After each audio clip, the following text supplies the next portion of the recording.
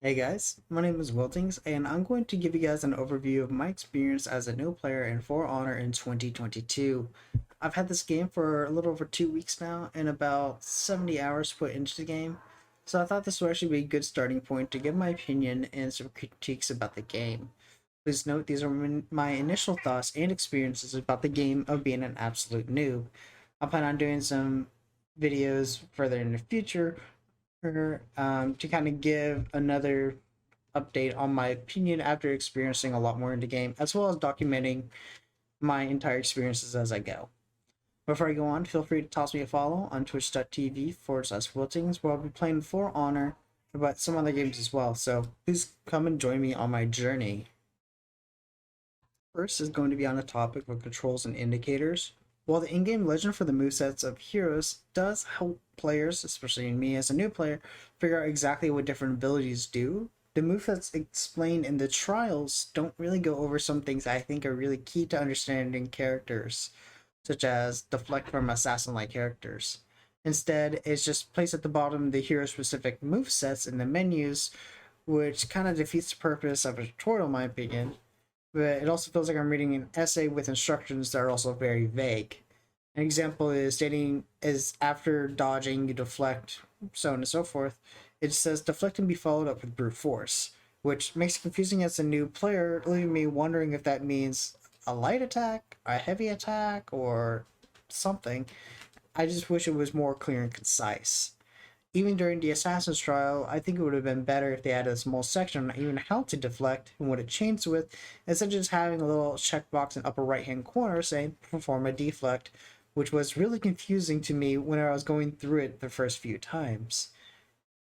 On the contrary, in the parrying trial, it does a great job at giving you an idea of what can be blocked, what cannot, and what can even be followed up. However, I honestly think there should definitely be a different color to the character whenever they glow. If they do a bash compared to an unblockable, as both having the same color is confusing to me because it originally left wondering if I could parry a move or not. And I'm unsure if that's intentional game design standpoint for tricking an opponent into doing something or not, but they even have Black Prior whenever they go down to do the flip thing, like even an icon appears to show that it is a counter move and not a parry or even a bash, which I think would actually be really helpful for new players to actually understand exactly what the difference between a bash or even an incoming unblockable is, so you can try to act accordingly. Next topic is going to be on characters and some nitpicks I have. Honestly, I love the diversity in characters in For Honor. I've been trying to slowly get as many as I can just to rep one, so I actually have a good feel for each character to decide which heroes I really want to main. However, even before watching some tier lists, some heroes were obviously like completely leagues above others in terms of skill floor and even skill ceiling, and some that I even felt that they just had something missing, as if they just didn't flow very well. Even when I studied the character and tried to step by step mimic a tutorial on combos on YouTube. Now, this can be easily chalked up to my inexperience. For example, on Yorm, I love his big hammer swings. I like the way they sound. They sound just like a basketball hitting a pavement, so it's really funny. But I felt like his combos just there was something was missing about it, like as if he couldn't like flow from one to the other. And I just kind of felt as if it would like stop and start like a new person driving a manual and just right into clutch. It just causes the car to stall every few seconds. It just feels very clunky. And as a nitpick, characters that have like stances or stuff or like long animation stuff that they do that they kind of like risk to jump into, such as like Highlander's offensive or like Shaman's bite. I know they have completely different timings, but I just wish that teammates it's like I know that they're supposed to do a little bit of friendly fire, but I just wish that they just knock into that they just not knock you out of offensive stance or knock you out of a full animation. Especially whenever I'm playing Dominion and I see a teammate on a character that light spans a lot, such as like a Roshi, and they jump on the target from behind me and cancel me out of my mode that I took a small risk to get into. Like I gave an opponent an opening to be able to capitalize on while I swapped into the offensive mode, While it's a small risk, I just get stuck not only trying to dodge the enemy, but I feel as though I actually have to evade my allies if they're an enemy too, which just makes it frustrating to play at sometimes. So, kind of moving on over to game modes. There's definitely a lot of game modes with the rage, especially the rage-inducing arcade mode. I found my masochistic tendencies from putting over 1,000 hours in FromSoft games kicking in. Just while joining just as Crossway came out, it's really nice actually be able to play with people. The activities that I saw like with the very first week are slow activity are like now medium activity, and be able to actually get into games like with tribute and stuff like that. And it's like whether it's just taking on players that got like AI's level threes, kick my ass faster than the C's, I've been having a lot of fun.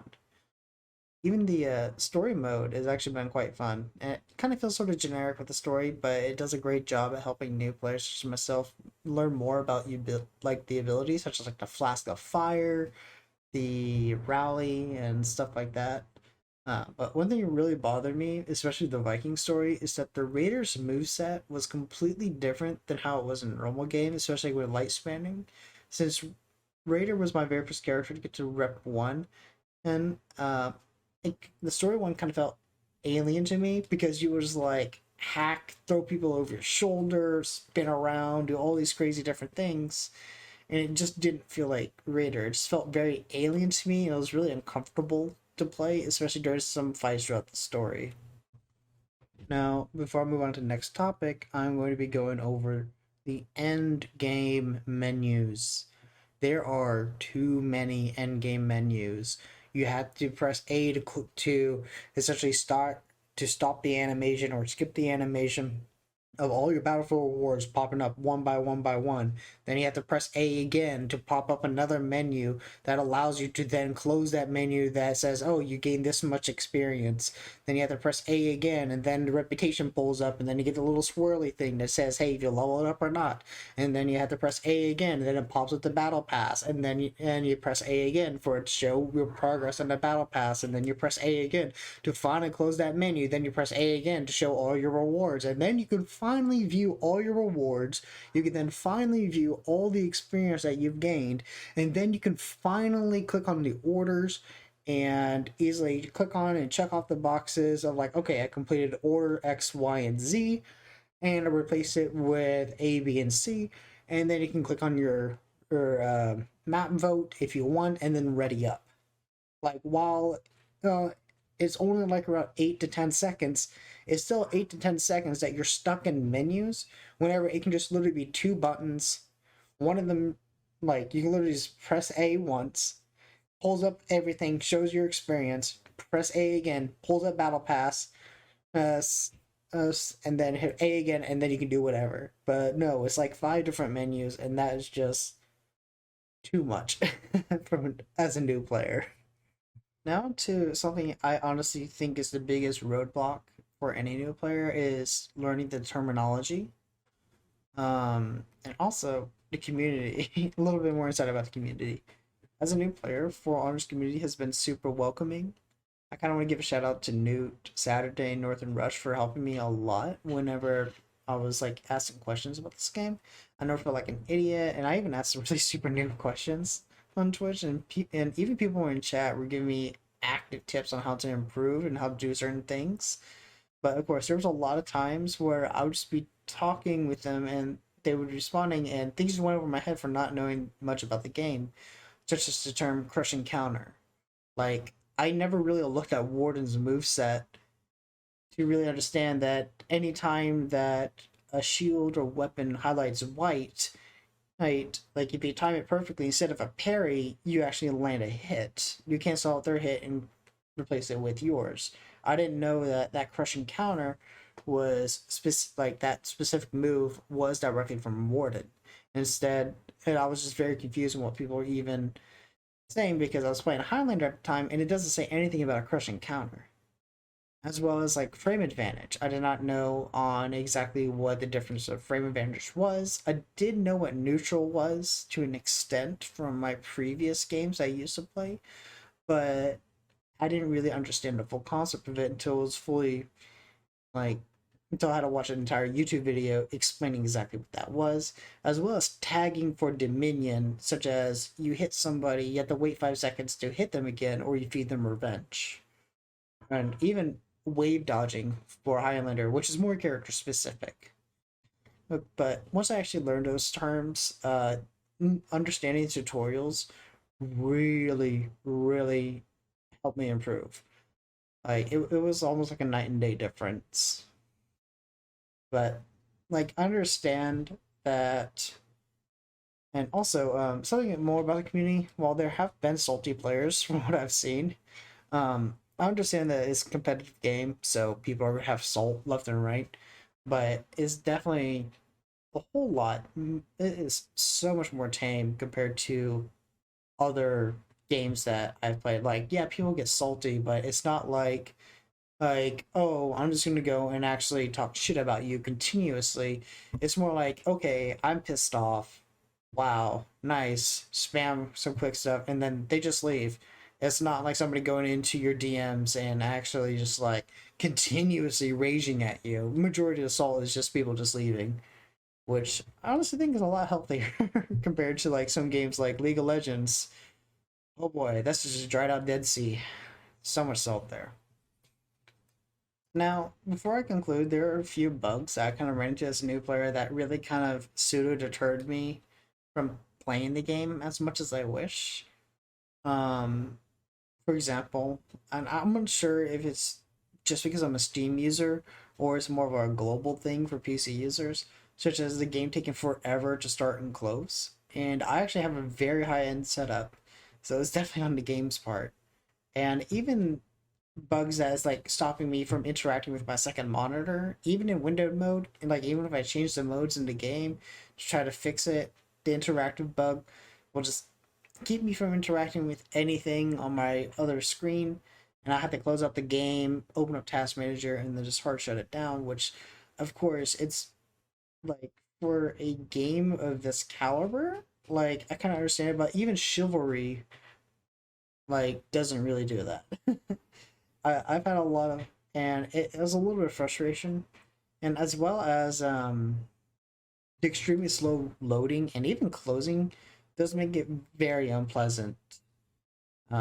Like even though it's like a small thing, the minutes do rack up. Like if I open up the game 10 times, that's 20 minutes of me waiting for the game to work, which compared to other games, that's a non-issue. So, in conclusion, for Honor 2022, I really enjoyed my experiences so far, even though there are definitely some bugs and nitpicks that I feel as a new player cause frustrations. But definitely the pros outweigh the cons, and I'm actually really excited to kind of coerce my friends to play with me in it, since crossplay is now a thing. The character designs are really fun. I've been enjoying drinking people under the table with Highlander as an execution. And further on, I'm actually probably going to try to get Rep 1 minimum, start out with all the characters, but I already feel myself migrating towards a select few. Thanks for watching. Feel free to like and subscribe, and maybe leave a comment. If you really enjoyed this video and want to stay up to date, click the notification, and you'll be notified anytime I post or document my journey throughout this game. Remember, you can also find me at twitch.tv/Wiltings, and you have a good one. That should be enough for one of the things, I think. Jeez. God, that was too many. That was just... Oh my god, too many menus. Like... Please stop. Peace.